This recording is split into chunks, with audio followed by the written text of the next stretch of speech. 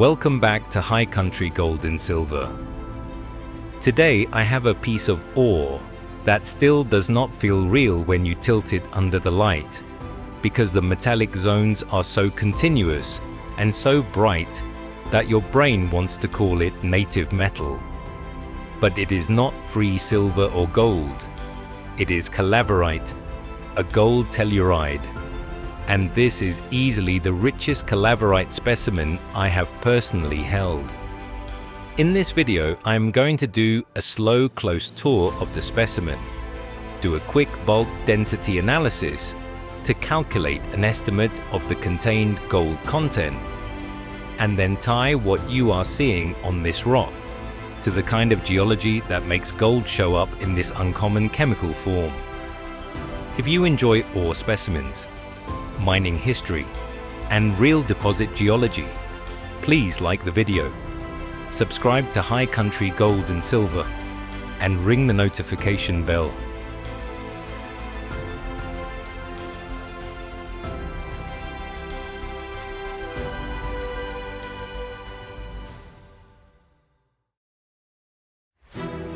Now, let's get right into the specimen. This is a solid hand specimen, about 4.6 by 4 by 1.9 centimeters, with a measured dry weight of 59.06 grams. Visually, the rock breaks into three clear personalities. You have white to light grey quartz vein material, you have patches and streaks of purple fluorite, and down at the base you have that grey altered volcanic host rock that anchors the whole piece and makes it feel like a slice straight out of the vein zone instead of a loose pocket fragment. And then there is the Calaverite. This is the reason the specimen stops you. The Calaverite is not just scattered specks. It shows up as broad connected metallic zones that sweep across the faces like someone laid down ribbons of metal and then locked them into place. In some angles it reads silvery white, and in others it flashes pale brassy to steel grey, depending on how the light hits the grain. The texture is what I love most. Several of those metallic surfaces show fine parallel striations, like lichensides or shear polishing, which is exactly the kind of clue you want in an ore specimen, because it says, out loud, this vein moved. It fractured. It slipped. It opened. It sealed. And then it did it again. The gangue minerals back that story up. The quartz here looks more like a tough, crushed mosaic than clean crystal points. And that kind of granulated vein quartz is a classic sign of repeated brecciation and healing. The fluorite is the color accent and the chemical clue. That purple fluorite threads through the quartz along fractures and seams, and in a gold telluride district like Cripple Creek, fluorite is right at home as part of the hydrothermal gangue when the fluids are carrying a lot of fluorine. Now, let us talk about the number everybody wants, because you asked for a contained gold estimate. And this time we can do it in a way that is anchored to measurements. The specimen's volume by water displacement is 15.7 cubic centimeters, with a dry mass of 59.06 grams. That gives a bulk density of about 3.76 grams per cubic centimeter. That is far denser than plain quartz, and it tells you immediately that a heavy ore mineral is making up a meaningful fraction of the specimen. If we assume the non-metal portion is about 1/3 fluorite, 1/3 quartz, and 1/3 that grey volcanic rock, then the gangue density averages out to just under about 2.84 grams per cubic centimeter. Calaverite, on the other hand, is extremely dense, right around 9.3 grams per cubic centimeter. When you solve that mixture against the measured bulk density, the numbers converge on an estimate of about 21 grams of calaverite in this specimen. And here is the punchline. Calaverite is a gold telluride with the formula gold ditelluride, and by weight, it is about 43% elemental gold. Using that relationship, 21 grams of calaverite corresponds to about 9 grams of elemental gold contained in this specimen. That is a staggering amount of gold for a piece you can easily hold in the palm of your hand, and it matches the visual impression you get when you see how continuous those metallic zones are across multiple faces. Now, a quick reality check for collectors. Even with the strong density calculation, this is still an estimate. Calaverite can have minor silver substitution, textures can vary in porosity, and the ore may not be perfectly uniform through the interior. But this is exactly why the displacement measurement is so valuable. It pins the whole estimate to the physical density of the specimen you actually have in hand. What do you guys think? Did I calculate the estimated gold content correctly? Please leave a comment down below if you would have done anything differently. So, what does all this tell us about Cripple Creek?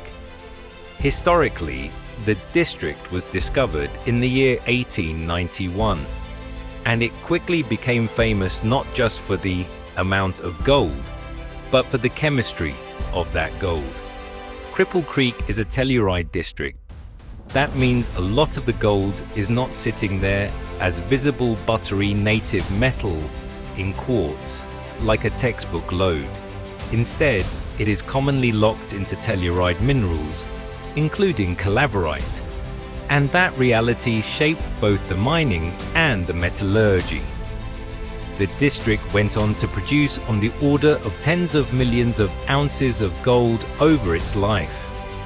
And it is one of the great examples of how a relatively compact volcanic center can generate an outsized precious metal endowment.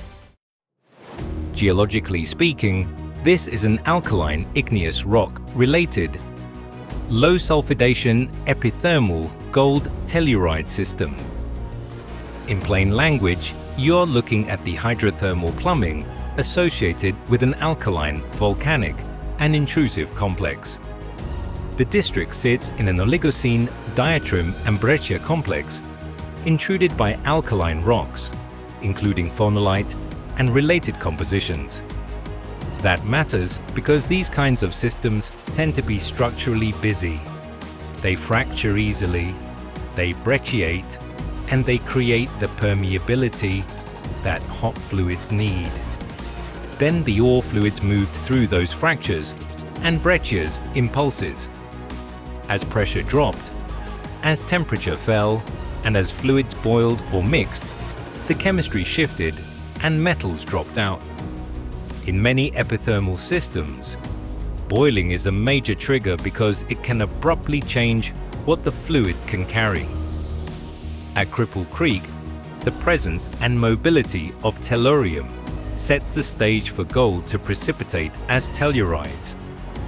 That is how you end up with specimens like this, where the metallic ore is not just pyrite glitter, it is literally gold, chemically bound in a telluride mineral, laid down along fractures that were opening and resealing over and over.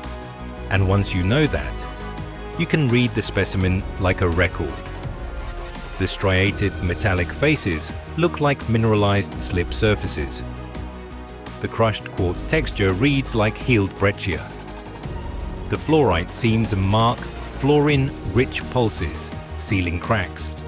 And the calaverite ribbons mark the moments when the system hit the right conditions to dump gold and tellurium together, hard and fast, onto the freshest fracture surfaces.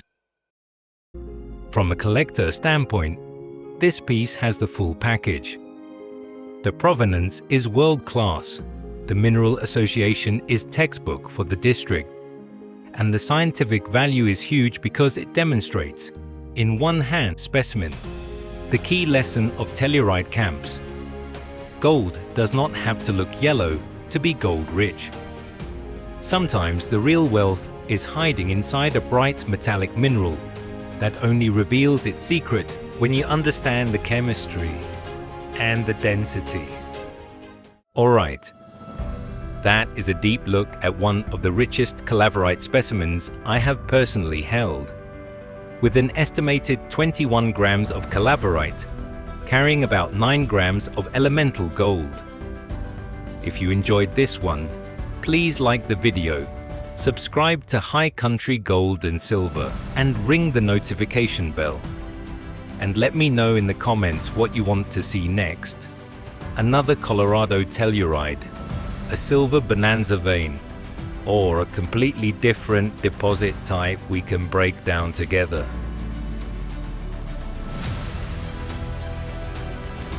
Thanks for watching, and I'll see you in the next one.